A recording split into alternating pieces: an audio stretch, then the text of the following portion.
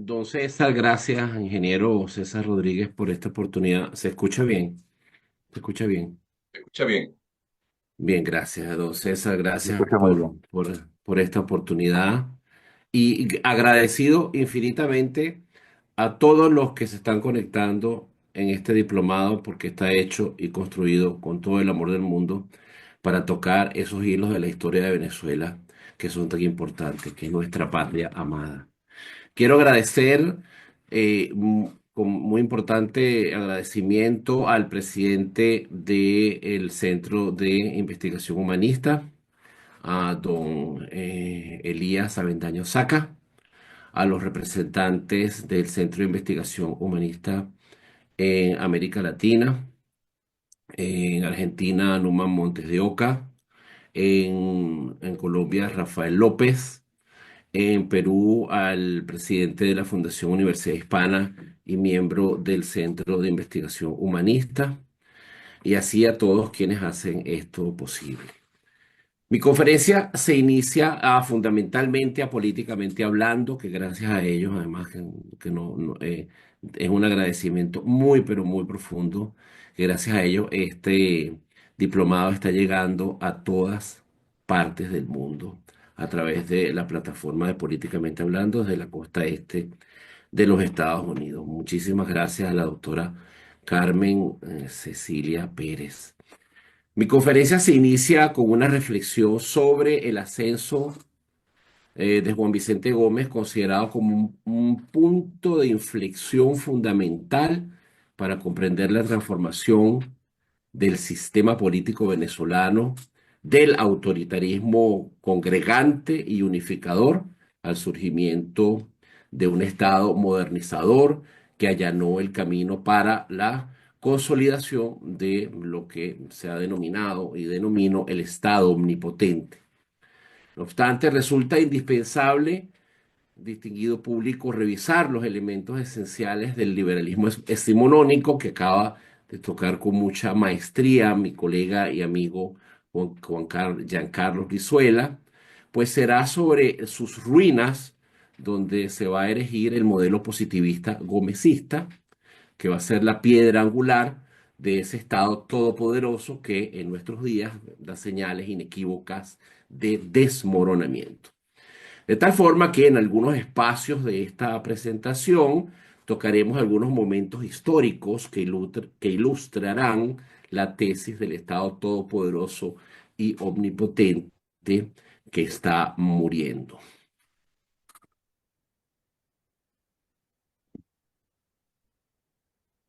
Okay.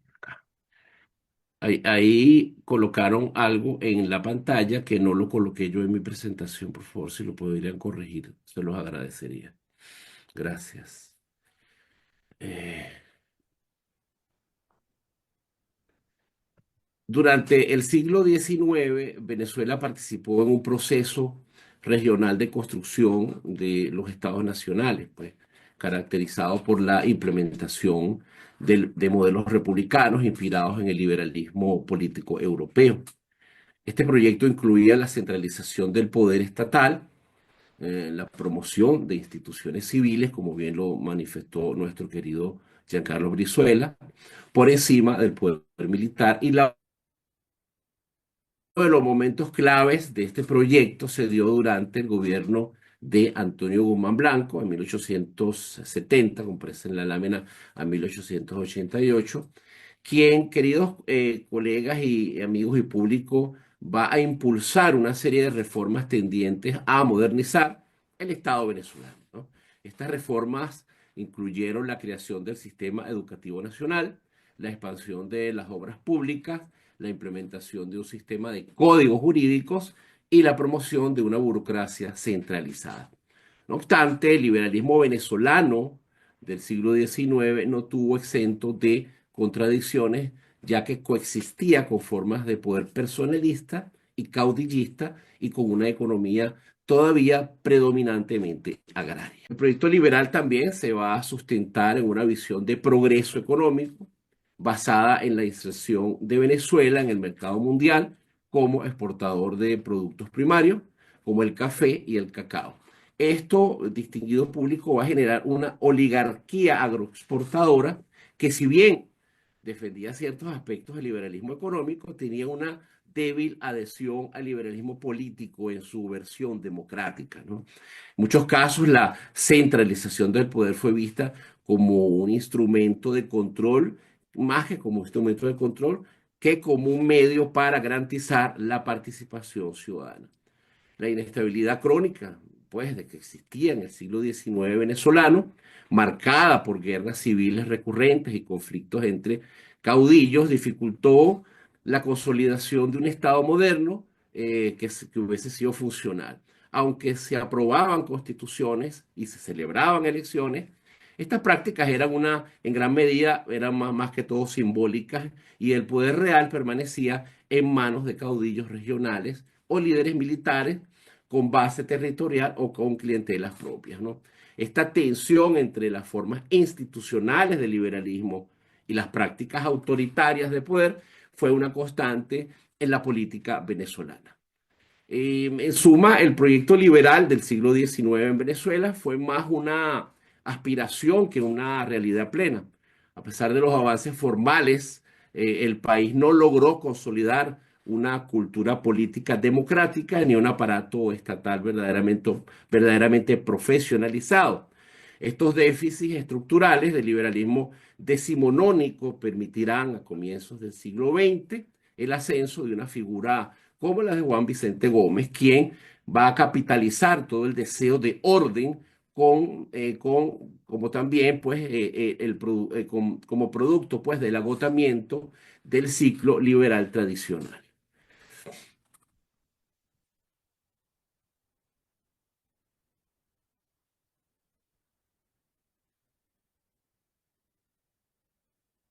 Juan Vicente Gómez llegó al poder en un momento de vacío político e institucional. En diciembre de 1908, distinguido público, el entonces presidente Cipriano Castro se ausenta del país para someterse a un tratamiento médico en Europa. Gómez, que ocupaba para ese momento la vicepresidencia, ejercía funciones de confianza, aprovechó esta situación para ejecutar un golpe de Estado a su compadre. El golpe de Gómez no generó resistencia significativa. Su llegada al poder respondió a una combinación de factores estructurales y coyunturales. Entre los estructurales destaca el peso de su personalidad sobre las milicias regionales y tropas leales a caudillos, así como la debilidad de las instituciones civiles y la inexistencia de un ejército nacional. Entre los factores coyunturales se cuentan el antagonismo del gobierno de Castro con poderes imperiales, el descontento de los sectores económicos y el interés de las potencias extranjeras, pues las mismas que bloquearon el puerto de La Guaira en 1902. Por cierto, sobre este tema hay un trabajo buenísimo del embajador Armando Rojas Sardi, titulado, que está en la pantalla, lo puse, los Estados Unidos y el bloqueo de 1902, para quienes deseen profundizar este tema.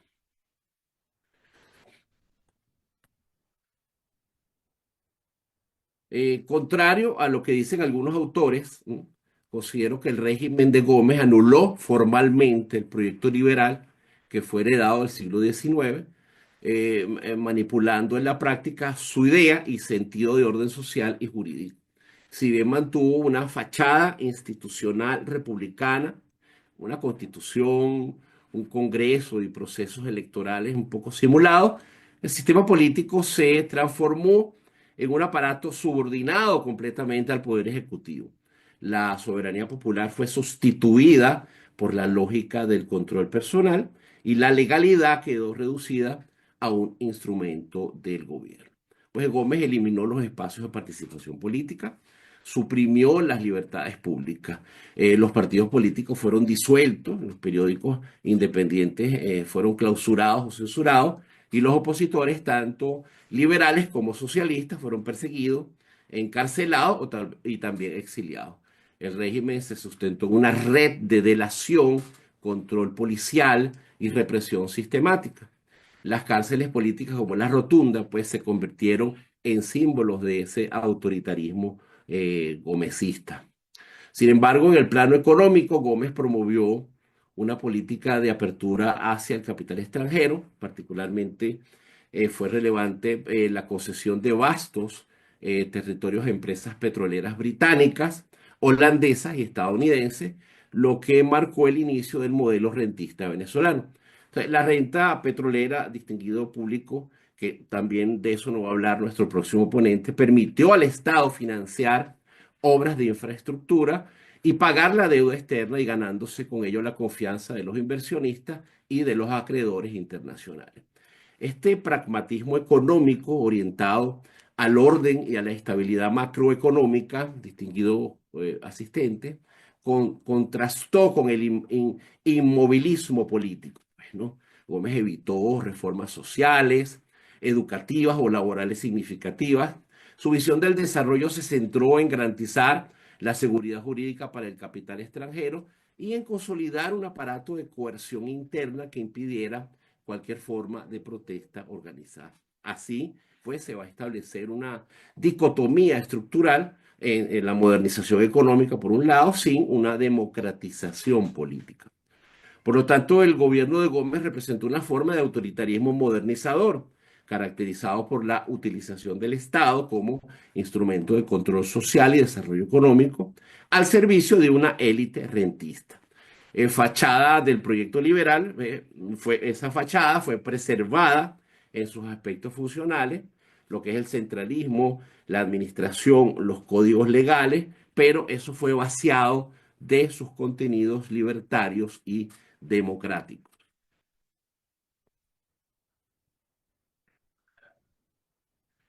Pues entonces tenemos pues que el régimen de Gómez dejó un legado institucional profundamente autoritario. Durante su mandato se consolidó una cultura política basada en el clientelismo, el miedo y la obediencia. Esto generó también distinguidos asistentes, una estructura estatal que era altamente centralizada, en la cual las decisiones se tomaban desde el Ejecutivo, sin mediación institucional efectiva. O sea, la figura del presidente adquirió un carácter casi monárquico, pues sostenido por el Ejército Nacional que había organizado y legitimado por la estabilidad del silencio en las cárceles, la paz en los cementerios y el trabajo de los prisioneros políticos que ayudaron a construir la red de carreteras que por primera vez conectó a la capital con las principales ciudades.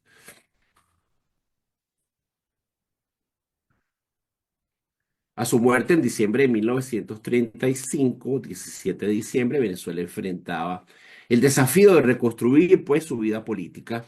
La transición fue encabezada por Eleazar López Contreras, uno de los principales colaboradores de Gómez, inclusive su ministro de Guerra y Marina, que intentó llevar adelante una apertura controlada del sistema. Bajo su gobierno se aprobaron algunas reformas institucionales, se permitieron otros niveles de organización política y se promovieron, distinguido público, medidas para ampliar la base del poder civil.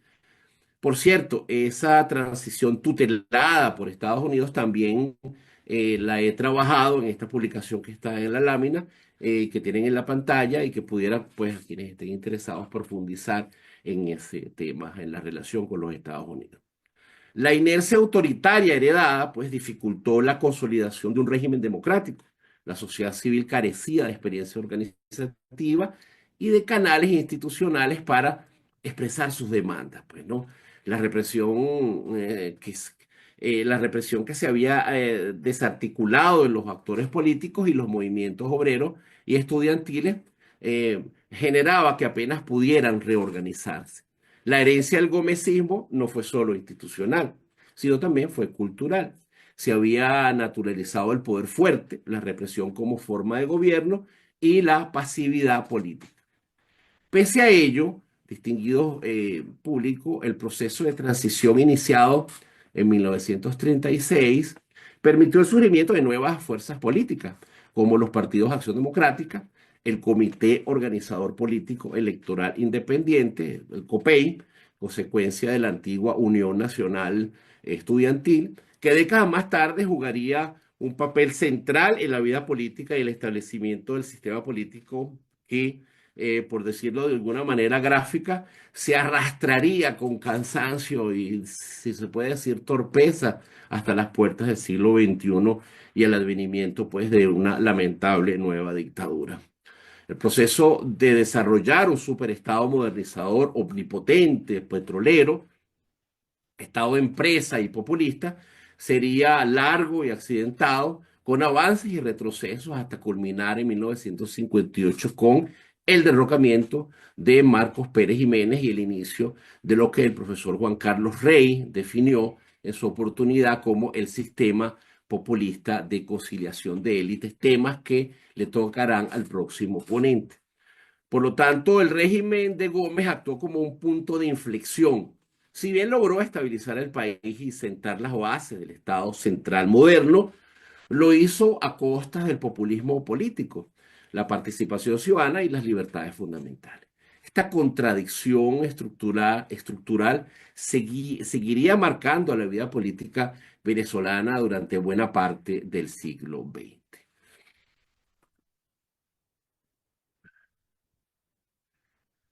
De tal manera, pues, que la transición que va a protagonizar el presidente Eleazar López Contreras heredó no solo el aparato estatal gomecista, sino también un país expectante ante posibilidades de cambios estructurales.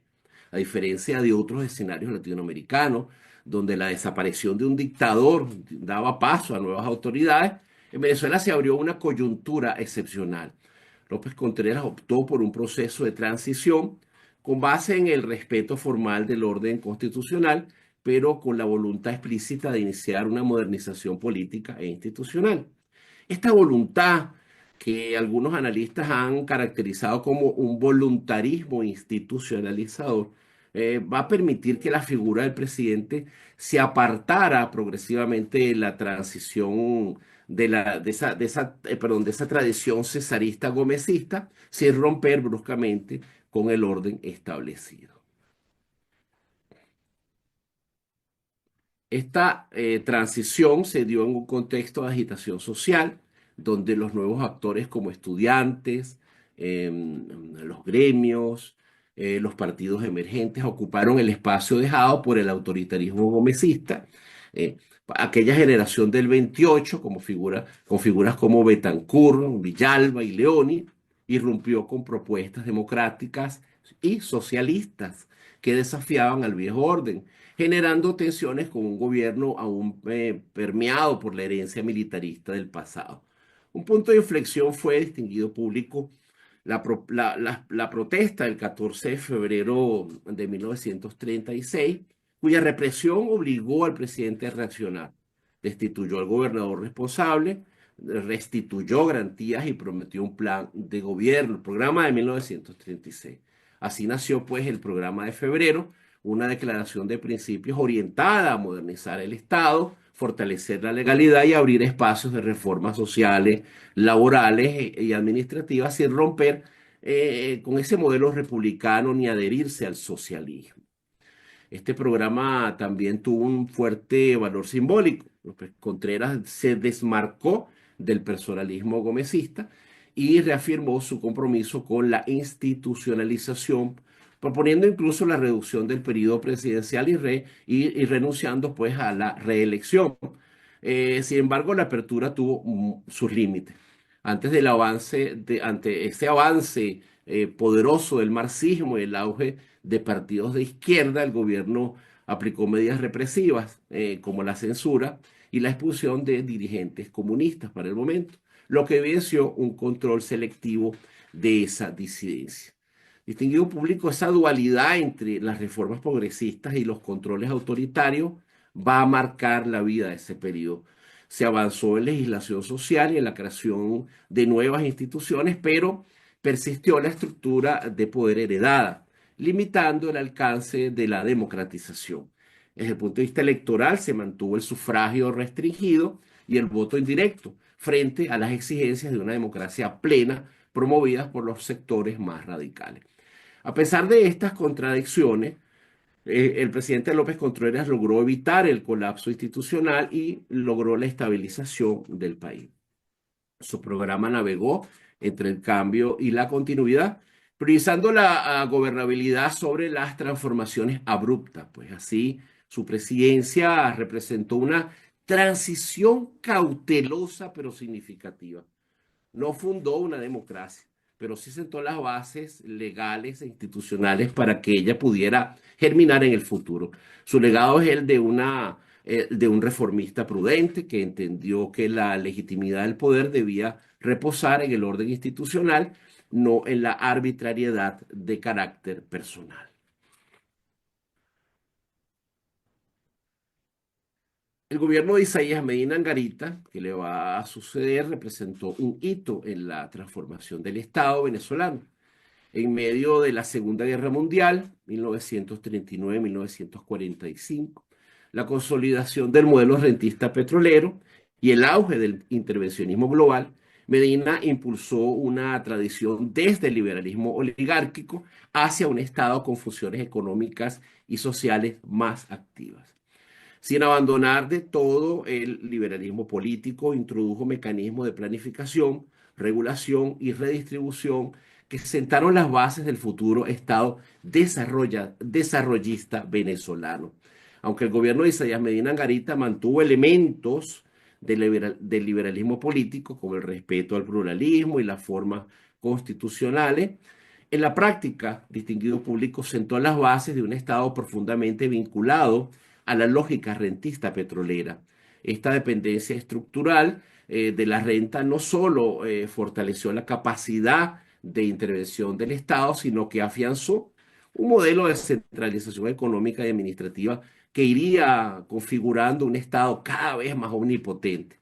Así, bajo la apariencia de continuidad liberal, se gestó un nuevo tipo de Estado, no socialista en lo doctrinario, pero sí orientado a controlar, planificar, a redistribuir desde el centro, distinguido público con recursos provenientes fundamentalmente de su suelo, más que de la riqueza de la empresa, más que de la riqueza de la sociedad, de la riqueza de lo que tenía el Estado, que era petróleo y más petróleo. La guerra pues evidenció la vulnerabilidad de la economía nacional altamente dependiente del petróleo y de bastantes importaciones de productos básicos y legitimó una política de diversificación productiva conocida como el sembrar el petróleo. Pues esta estrategia inspirada por pensadores venezolanos como Adriani y Ursula Pietri dio paso a un Estado promotor del desarrollo que conservaba el sector privado, pero asumía funciones directivas de director de orquesta. Dos leyes claves sustentaron este giro.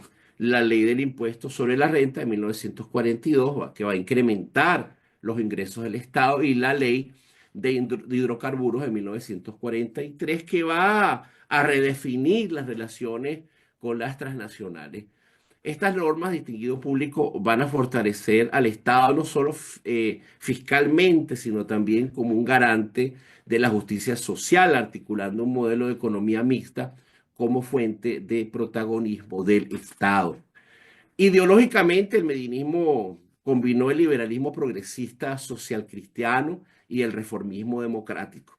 Intelectuales como Uslar Pietri, también está Mario Briceño Iragorri, Gustavo Herrera, legitimaron la intervención estatal como una vía para lograr ese desarrollo, equidad y cohesión social también, sin caer en el estatismo. El Estado medinista se definió como regulador y planificador, pero también con una vocación liberal pluralista. Este modelo fue observado con interés por diversos sectores, pues Acción Democrática, aunque en oposición, reconoció sus avances y los incorporó como base programática para sus futuras reformas después del golpe de Estado mal llamada Revolución de Octubre de 1945. Igualmente, sectores del ejército vieron en Medina un antecedente de ese nacionalismo militar desarrollista que se va a consolidar, distinguidos públicos, con Pérez Jiménez adoptando un énfasis en la soberanía económica, el desarrollo interno y la centralidad del Estado, aunque desde la lógica más autoritaria.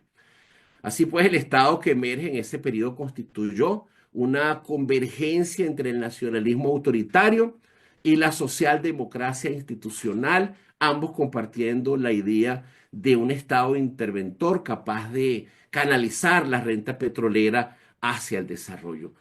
Esta matriz perduraría hasta bien entrado el siglo XX, trascendiendo pues los cambios de régimen. Las reformas no estuvieron exentas de tensiones. El empresariado tradicional, representado por sectores de la prensa y gremios como Fedecámara, criticó el modelo por su supuesta cercanía al socialismo. Sin embargo, el gobierno argumentó que su objetivo no era desplazar al capital privado, sino orientarlo para el bien común. Esta defensa se articuló en foros como el ciclo de conferencia del PDB, que fue en 1944, donde se argumentó que la intervención del Estado era compatible con la libertad económica innecesaria en esos tiempos de crisis que vivía Venezuela y el mundo. En el ámbito internacional, Medina se alineó con el panamericanismo y los aliados, lo cual fortaleció su legitimidad y conectó al país con principios emergentes del estado de bienestar. Distinguido público la adhesión a organismos como la Organización Internacional del Trabajo y la participación en la arquitectura multilateral sentaron las bases normativas de las políticas sociales futuras. En conclusión, pues el mandato de Medina Angarita fundó un modelo de Estado que, sin ser socialista de manera expresa, incorporó prácticas claves del intervencionismo, la justicia distributiva y el desarrollo planificado. Su legado alimentó dos trayectorias opuestas, pero estructurales afines: el autoritarismo desarrollista militar y la socialdemocracia institucional. Su ambigüedad constitutiva entre la libertad y control, entre democracia y tutela, lo convierte en una referencia indispensable para comprender la evolución del Estado venezolano en el siglo XX. El trienio adeísta, no es, muchos lo llaman el trienio adeco, ¿no? Yo le doy esa caracterización para no incurrir en un elemento peyorativo, adecomunista, sino el trienio adeísta, 1945-1948, que incluye el breve gobierno de Rómulo Gallegos y la posterior junta militar que se va a instaurar tras su derrocamiento, no fueron episodios aislados en la historia venezolana, sino momentos fundacionales en la pugna por el alma del Estado moderno. Pues en ese corto pero decisivo ciclo se van a sembrar las semillas de dos proyectos políticos contrapuestos que van a marcar el devenir de la República. Por un lado, la democracia populista de corte socialdemócrata, y por otro lado el nacionalismo militar con vocación autoritaria. El golpe de Estado pues, de octubre del 45, que llevó a Acción Democrática al poder junto con sectores reformistas del ejército, encarnó un impulso modernizador que aspiraba a romper definitivamente con la herencia oligárquica y excluyente. La instauración del sufragio universal, las reformas agrarias iniciales y el discurso centrado en la justicia social fueron los pilares del modelo populista democrático, cuyo ideal era una ciudadanía integrada por la vía de la inclusión política y el ascenso social. Esta visión encontró su culminación en la elección del escritor Rómulo Gallegos en 1947, no solo como un hito electoral, sino como un símbolo moral en la nueva Venezuela, que era civil, educador y novelista, pues legitimado así por el voto popular. Sin embargo, la experiencia democrática fue breve. El derrocamiento de Gallegos en noviembre de 1948 por una cúpula militar evidenció los límites del experimento democrático en una sociedad aún marcada por la verticalidad del poder y la cultura del cuartel. La junta militar que lo va a reemplazar y que luego daría paso a la dictadura de Marcos Pérez Jiménez cristalizó el modelo opuesto, un nacionalismo tecnocrático y centralizador que concebía al Estado como un motor absoluto del desarrollo, pero subordinado al orden y a la disciplina militar. Este modelo prescindía de la participación popular, como motor de legitimidad, apoyándose en la obra material, la infraestructura, las grandes construcciones y el mito del progreso.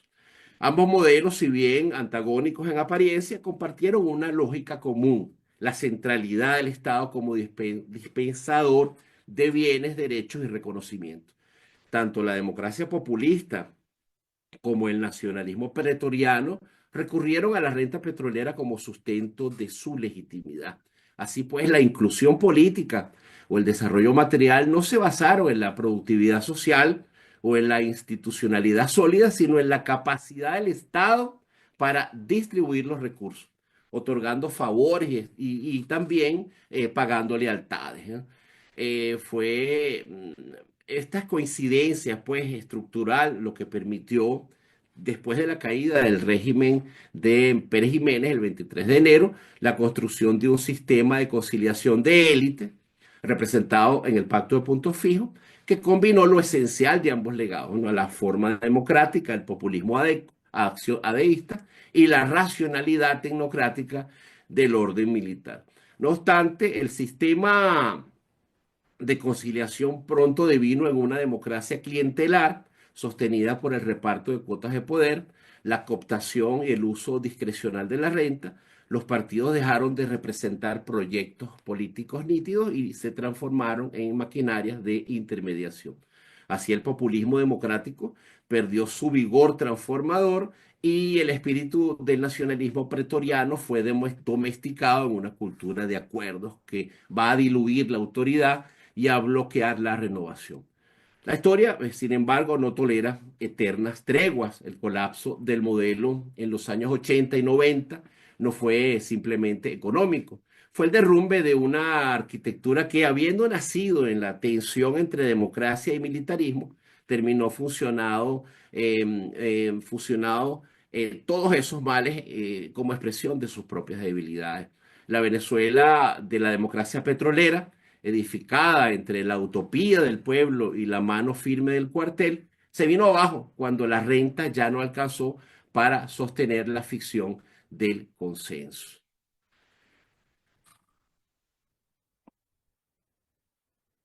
La década militar de 1900, vamos, regresamos entonces a esa década entre el 48 y 58. La década militar en Venezuela, pese a su naturaleza autoritaria, pues representó mucho más que una simple interrupción del orden democrático. El distinguido público fue, en efecto, el laboratorio donde se edificaron las bases del gran Estado burocrático moderno, centralizado, tecnocrático y omnipresente, bajo el control directo de las Fuerzas Armadas y el margen de toda participación partidista. Se consolidó un aparato estatal capaz de planificar, ejecutar y mediar con eficacia en la vida económica y social del país. Este Estado, diseñado para legitimar el régimen mediante la obra material, el crecimiento económico y la disciplina burocrática, no sería desmontado tras la caída de la dictadura, sino resignificado. Lejos de representar una ruptura, el tránsito hacia la democracia posterior en 1958 implicó una sorprendente continuidad estructural. Los revolucionarios del 45, ahora reconvertidos en actores claves del nuevo pacto democrático, encontraron en este aparato autoritario las herramientas perfectas para implementar un proyecto de inclusión social, redistribución de la renta y conciliación política. El populismo democrático, pues, que va a surgir del Pacto de Punto Fijo, no destruyó al Estado pretoriano, sino que lo habilitó, lo adaptó y lo llenó de nuevas promesas. Acción Democrática, pues, especialmente supo servirse de esta maquinaria institucional para promover su visión de justicia social mediante políticas públicas sostenidas por la renta petrolera. Así pues, sobre los cimientos de un Estado omnipotente heredado del autoritarismo, se levantó una democracia pactada, populista y centralizada que combinaba, pues, la legitimidad electoral con el intervencionismo tecnocrático. Lo que en un inicio fue un instrumento para la dominación militar se transformó en un medio de mediación civil sin perder su lógica de control vertical. La simbiosis entre la administración pública, formada bajo la dictadura y los cuadros políticos democráticos, distinguido público generó una alianza de facto que permitió la gobernabilidad durante los primeros años de la República después de 1958. Esta continuidad, no solo funcional, sino también simbólica, es lo que el escritor venezolano Moisés Naím y también el profesor Piñango van a definir como la ilusión de armonía, que está el libro, por cierto, el caso de Venezuela. Una democracia que parecía integrar a todos, pero que en realidad operaba sobre la base de una cooptación de élites, el silenciamiento de conflictos estructurales y la distribución estratégica de la renta. La arquitectura del Estado, distinguidos públicos, que era un Estado desarrollista, autoritario, sirvió paradójicamente, ¿no?, como andamiaje para el populismo democrático y así permitió que los gobiernos civiles administraran consenso sin cuestionar el orden de fondo.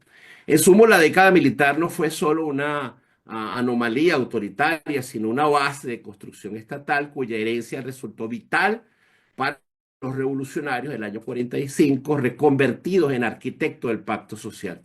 De allí, pues, Venezuela entró en una larga etapa de estabilidad aparente, sostenida por el petróleo y una maquinaria estatal capaz de prometer, aunque no siempre cumplir, esa armonía, ese progreso y esa unidad.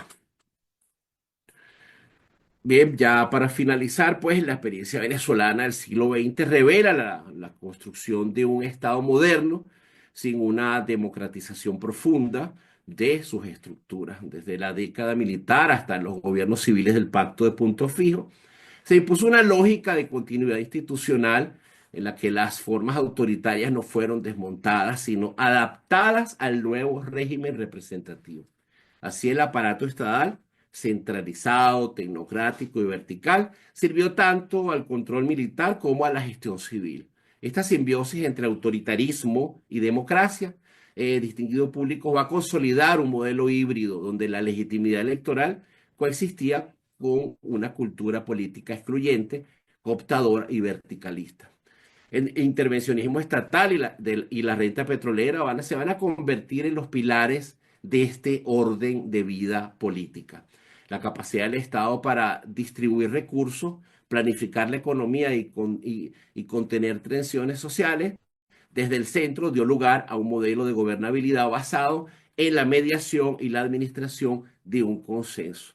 Este legado ha perdurado, no solo en las prácticas de gobierno, sino también en la mentalidad política. El centralismo, la planificación estatal y la expectativa de que el Estado resuelva todos los problemas nacionales siguen marcando el horizonte venezolano, incluso en contextos de crisis. En lugar de romper con el autoritarismo, la democracia venezolana lo recibió, reconvirtiéndolo en como fundamento de la estabilidad aparente sostenida por el petróleo y la ilusión de armonía que hablaba nuestro querido profesor Piñango y el profesor Moisés Naí. Para finalizar, dejo planteada una pregunta que invita a la reflexión y a la investigación crítica.